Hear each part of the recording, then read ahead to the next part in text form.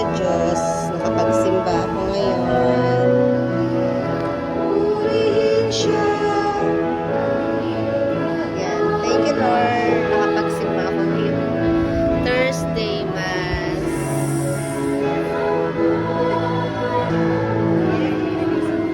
Napapaplasada siya na. Tumayo pa yun si ate. Galing Papabless. Ayun, nasa Papabless. Hello, St. Jude. Thank you for today. O, talagang kausap si St. Jude. Naka 2 days na akong nobena for today kay St. Jude dito sa Mamaguada. Pero sa bahay, pang 7 days na ako. Hello, St. Jude. Kausap si St. Jude. Ayan, bye-bye, St. Jude. At ito ang aking kapartner sa pagnobena kanina kay St. Jude. Hi! Ayan. Ay, mag-selfie tayo kay St. Jude. Wala tayong selfie yung dalawa. Ay, syempre magbablog kami tapos ng misa.